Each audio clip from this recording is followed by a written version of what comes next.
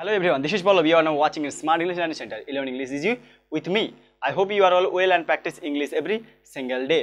তো আমাদের যে প্রস্তুতি পর্ব চলছে 2024 উচ্চ মাধ্যমিক টার্গেট। তো আজকের সেই পর্বে সবাইকে আরো একবার স্বাগত জানাই।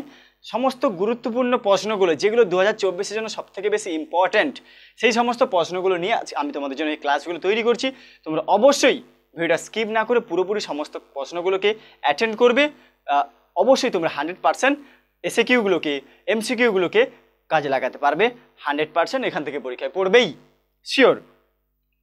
তো সেখানে প্রথম প্রশ্ন দেখো, when are the hills covered with wild dahlias. ঠিক আছে, অ্যান্সারগুলো তোমাদের অনেকেরই জানা।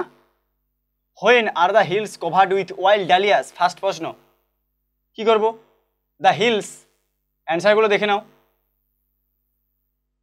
The hills are covered, the hills are covered with wild dahlias. The hills are covered with wild dahlias. কখন? In the month of October. In the month of, উত্তরটা হবে in the month of October. তাই তো, October মাসে সবথেকে সুন্দর লাগে হিলসগুলোকে। Question 2, then we will eat, who are we, then who will eat বলতে তারপরে আমরা খাবো। হু আর উই, এই ই বলতে কাকে বোঝানো হয়েছে? ই বলো, উই বলতে কারা? তাহলে এখানে লিখবো যে প্রশ্নটা আরেকবার তুললাম, তুলে লিখবো উই মিনস, বা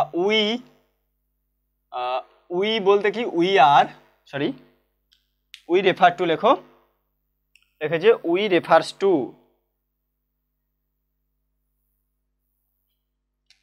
we refers to K? Mrs Jones, Mrs Jones and রোজার, মিসেস জোন্স অ্যান্ড রোজার। উই বলতে কাকে বোঝানো হয়েছে? উই বলতে এখানে মিসেস জোন্স এবং রোজার দুজনকেই বোঝানো হয়েছে। Question number 3, why was the hermit famous? Why was the hermit famous? Hermit কেন বিখ্যাত ছিলেন? কেন বিখ্যাত ছিল? তাহলে অ্যান্সার কি হয়ে যাবে? দেখো, the hermit was famous, the hermit was famous for his,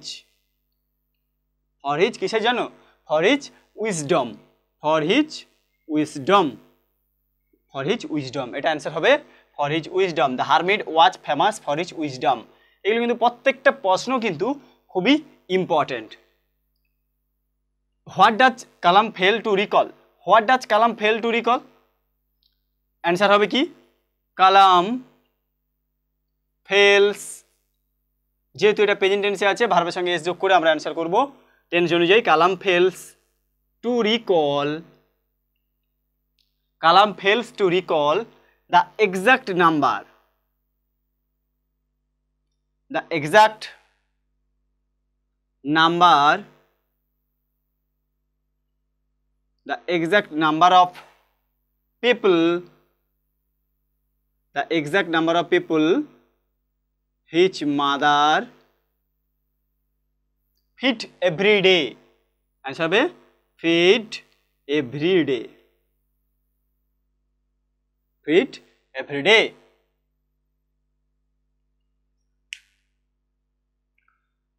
তারপর দেখো 5, question number 5,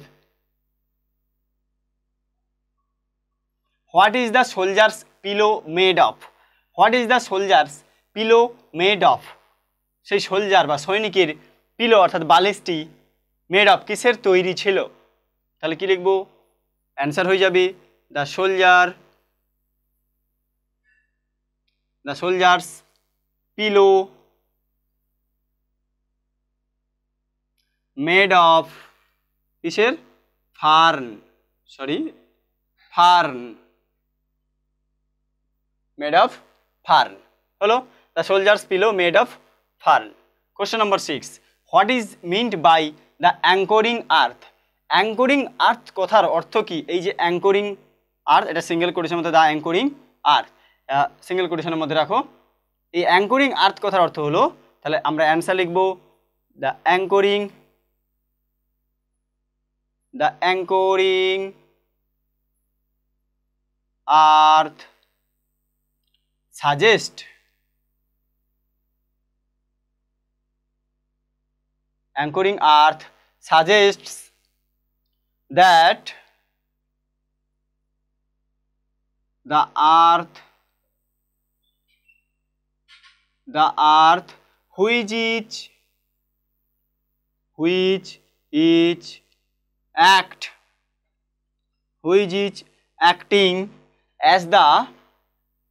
which is acting as the anchor, ANCHOR, anchor is the source of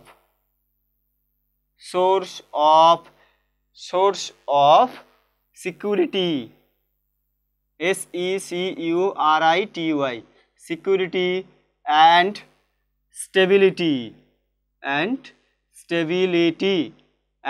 stability to the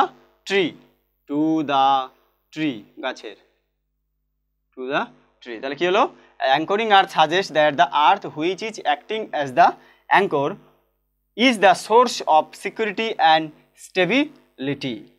7, question number 7, write down the rhyme scheme of sonnet 18, অর্থাৎ shall I compare the summer's day, এটা হচ্ছে sonnet 18, তো তার rhyme স্কিমটা তোমাদেরকে লিখতে বলেছে।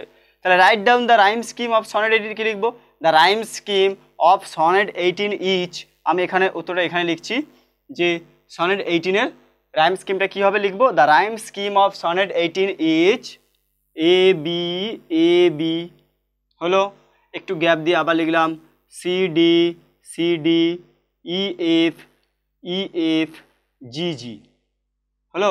তাহলে 3 কোয়ার্টেন, একটা কোয়ার্টেন, এটা কোয়ার্টেন, এটা কোয়ার্টেন, 3 কোয়ার্টেন 1 কাপলেট।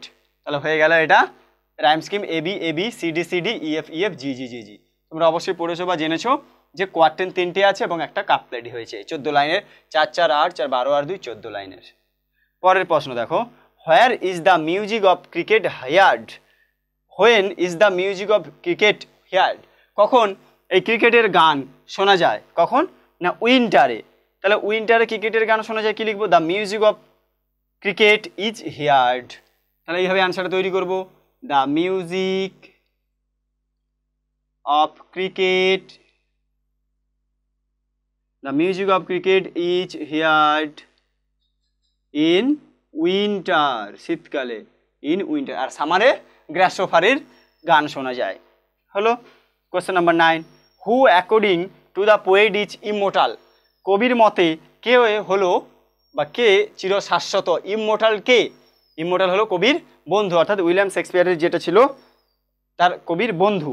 তাহলে কি লিখবো, হু according to the poet is immortal, according to the poet, answer লিখবো এখান থেকে according to the poet his friend is immortal. তাহলে কি লিখবো, আমি ছোট করে লিখছি, অ্যাকর্ডিং টু দ্য পোয়েট, দেখো according to the poet his friend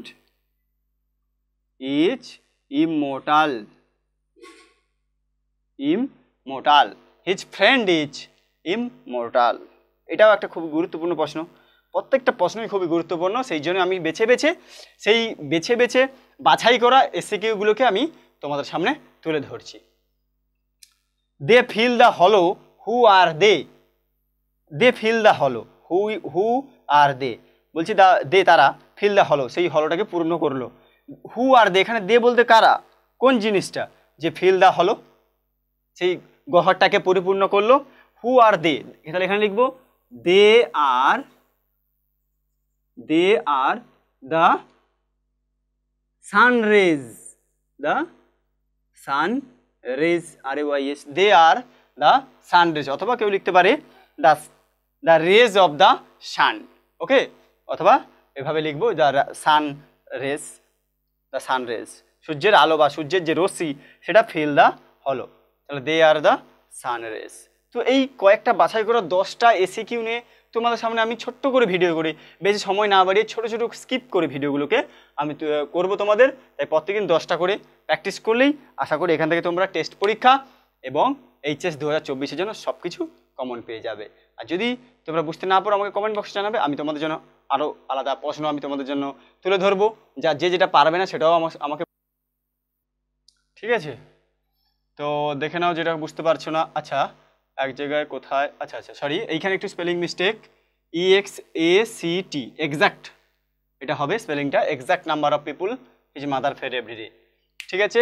তো সবাই ভালো করে এগুলো পড়তে থাকো, খাতায় নোট করো, প্রত্যেক দিন পড়াশোনা করো, দেখবে তোমরা সব পেয়ে যাবে এখান থেকে অ্যান্সার। তো দেখা হচ্ছে আবার পরবর্তী ক্লাসে, আবার এরকম আলোচনা করব, কখনো MCQ, কখনো SAQ, আবার কখনো হচ্ছে লং কোশ্চেন, ব্রড কোশ্চেন নিয়ে তোমাদের সামনে প্রেজেন্ট করব, কখনো গ্রামার নিয়ে প্রেজেন্ট করব, রাইটিং স্কিল নিয়ে। অবশ্যই আমার পাশে দেখো, আমি তোমাদের পাশে আছি, যেটা সমস্যা হবে সেটা তোমাকে জানাবে, আমি তোমাদেরকে সলভ করব। ধন্যবাদ, ভালো করে পড়তে থাকো, দেখা হচ্ছে পরের ভিডিওতে।